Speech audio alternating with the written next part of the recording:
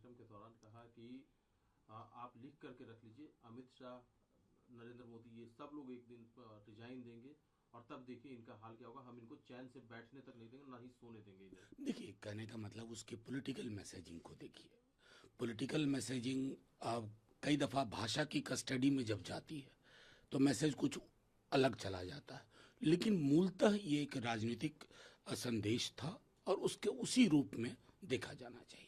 लेकिन सर, जो कार्यक्रम में वो बात कर रहे थे वहाँ पर उन्होंने फॉरेन पॉलिसी का जिक्र करते हुए संदीप दीक्षित को गले लगाया, कहा कि हमारी फॉरेन पॉलिसी इस तरह चल रही है। उसके बाद संदीप दीक्षित ने कहा कि मेलोनी समझकर तो गले नहीं लगाया। ये सर्वथा अनुचित है, गैर शालीन है, और ये मैं आज ही नहीं कह रहा हूँ, मैं इस पर लिख रहा हूँ लगातार कि क्या विरोध गरिमामय नहीं हो सकता, क्या प्रतिस्पर्धा शालीन नहीं हो सकती है।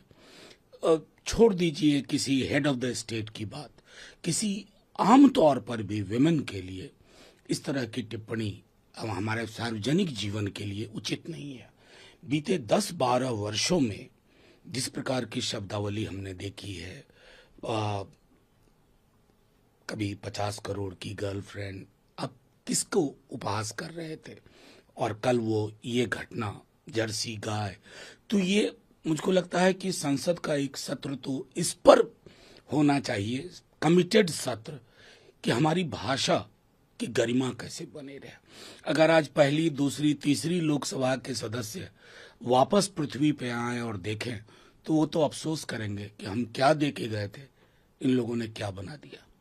सर, भाजपा नेता रविशंकर प्रसाद का कहना है कि एक व्यक्ति जिसे हम leader of opposition Rahul Gandhi के नाम से जानते हैं, ये मॉनसून सत्र उनके एरोगेंस और उनके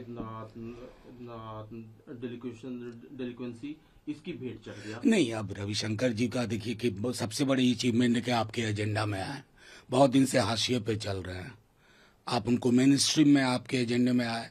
मैं सिर्फ इतना कहूंगा, स्मरण करिए ना सर, आप तो संभवतः थे उस वक्त, अरुण जेटली जी ने क्या कहा था और क्या किया था, लेट सुषमा जी ने क्या कहा था, और एरोगेंस किसका था कि पैलेट गन चले, डेलिंक्वेंसी किसकी थी कि लाठियों पे कील ठुकवाई गई। मौलिक सवाल से इस प्रकार की जो ऑर्केस्ट्रेटेड प्रेस कॉन्फ्रेंस है उसका जवाब नहीं दे सकते। लेकिन सर, भारतीय जनता पार्टी के तमाम लीडर लगातार आरोप लगा रहे हैं कल से, चाहे किरण रिजिजू हो, अर्जुन राम मेघवाल हो, जो कि संसदीय कार्य मंत्री हैं ये लोग, और इनका कहना है कि विपक्ष लगातार गोल पोस्ट चेंज करता रहा। जब सरकार ने बात करने की कोशिश की तब भी नहीं। आप एक काउंटर सवाल तो आप लोग पूछ सकते थे, ये गोल पोस्ट होती क्या है लोकतंत्र में? जनता के सरोकार को अगर आप सामने नहीं लाएंगे, ये छात्र युवा क्या पूछ रहे थे 20 तारीख से, कितना वक्त आपको लगा ये एक्नॉलेज करने में कि मैं सदन में आऊंगा, और तब भी आप परीक्षा के आवरण में बात कर रहे थे। पुलिस ब्रूटैलिटी आपका विषय नहीं था। सदन के बाहर आप इतनी सारी चीजें कह सकते हैं, कहते हैं तमाम ये लोग, गृह मंत्री जी, आप ये नहीं कह सकते थे कि ये दुर्भाग्यपूर्ण था, पैलेट गन का इस्तेमाल नहीं होना चाहिए था, अब तो आरटीआई में आ गया, लाठियों पे कील नहीं होनी चाहिए थी। मतलब देखिए, संदर्भ से काट करके बयानात देखने से ना एक मिसलीडिंग मैसेज जाता है। सर, जयराम रमेश जी का कहना है कि ये जो मॉनसून सत्र है, इसकी 5 उपलब्धि ये रही कि विपक्ष ने वन नेशन वन बिल, जो कि डिलिमिटेशन के सेकंड में आना था, वो रोका, भारत शिक्षा अधिष्ठान अधिनियम को रोका, जो 30 दिन कस्टडी में रहने पर किसी भी नेता, जो लीडर या मेंबर ऑफ पार्लियामेंट या मेंबर ऑफ लेजिस्लेटिव असेंबली, उनकी सदस्यता जाने का, इस तरह के कई बिल थे, 5 बिल ऐसे थे जिसको कि विपक्ष ने देखिए, मैं समझता हूँ सिर्फ विपक्ष नहीं, विपक्ष को ये ताकत मिली है जनता से। मैं नहीं मानता हूं कि संसदीय विपक्ष अपने आप में इन बिलों को, इस बार की खासियत ये मैं मानता हूं कि जो एक भय का आर्किटेक्चर इस समाज में विद्यमान था, आर्किटेक्चर ऑफ फियर, उसको हमारे युवाओं ने, पहले किसानों ने किया था और कई स्तर पर उन्होंने किया, फिर सीए के प्रोटेस्ट ने उस आर्किटेक्चर को डेंट किया, और इस बार के प्रोटेस्ट ने जो पूरे देश में हुआ, पूरे देश का अपना एक जंतर मंतर था, उन्होंने उसको डेंट कर दिया।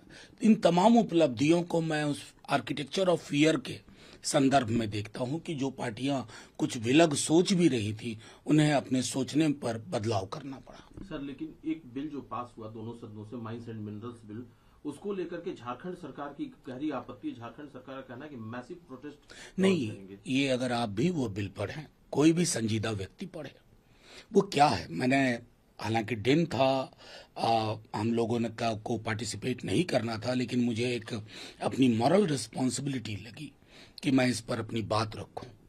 स्पीड के नाम पे credibility zero, accountability zero, fiscal federalism का आपने उपहास करके रख दिया। और ये सब क्यों हो रहा है? कभी सोच के देखिएगा कि जितने मिनरल एरियाज हैं जहां अक्सर हमारे आदिवासी भाई बहन रहते हैं, उनकी गरीबी पे किनके महल बन रहे हैं। वो तो गरीब होते जा रहे हैं। अट्टालिकाएं किनकी है, किसके दर्द और गम पे वो अट्टालिकाएं बन रही हैं। उसी संदर्भ में कल मैंने जिक्र किया था एक किताब का, उमर खालिद की, फ्रैक्चर्ड कम्युनिटीज, सिंहभूम पे है। सिर्फ 1 मिनट 37 सेकंड में वो सरोकार मैंने रखे थे, और मुझे खुशी है कि हेमंत जी समझ रहे हैं कि असली डिजाइन क्या है इस बिल के माध्यम से। सर, बिहार सरकार ने ऐलान किया, मुख्यमंत्री ने खुद ऐलान किया है भरत तिवारी के बारे में कि भरत तिवारी की जो मौत हुई, जुडिशियल इंक्वायरी के आधार पर उनके परिवार को मुआवजा दिया जाएगा और एक व्यक्ति को सरकारी नौकरी नहीं, जुडिशियल इंक्वायरी की सारी रिपोर्ट सार्वजनिक भी हो, सिर्फ भरत तिवारी जी वाला नहीं, जितने भी एनकाउंटर आपने किया, चाहे बंटी यादव का या किसी का, पब्लिक करिए उसको। एनकाउंटर को जो लोग सेलिब्रेट कर रहे थे, आज उनको पता चल रहा है एनकाउंटर मूलतः सच का एनकाउंटर होता है। तो ये स्टैंड अलोन एग्जाम्पल ना रहे, और उस जुबान पर भी पर्दा डालिए जो जहां आप गमछे का रंग देख करके लोगों को एनकाउंटर करने की बात करते हैं, पनिश करने की बात करते हैं। इस माइंडसेट में अगर बदलाव नहीं होगा तो बिहार को कुछ हासिल नहीं होगा। एक आखिरी सवाल है sir, NALSAR university of law के संदर्भ में बार काउंसिल ऑफ इंडिया ने यू टर्न ले लिया है और अब अलाउ किया है कि इस यूनिवर्सिटी के स्टूडेंट स्टेट बार काउंसिल में नहीं। आपने बहुत अच्छा सवाल पूछा, यू टर्न लिया। जितनी देर में यू लिखिएगा उतनी देर में वो टर्न हुआ। क्या होता है ना कि सत्ता को खुश करने के चक्कर में, वो कहते हैं ना, फिल्मों में एक डायलॉग था कि फलाना खुश हुआ, खुश करने के चक्कर में अपनी एक लोकतांत्रिक व्यवस्था का को के पुर्जे उड़ा दिए। आप होते कौन हो भाई? क्या लैंग्वेज थी आपकी?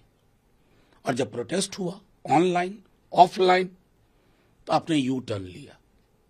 गनीमत है, लिया। और मैं दोबारा कह रहा हूं, ये यू टर्न इतनी जल्दी हुआ जितनी देर में लोग यू भी नहीं लिख सकते।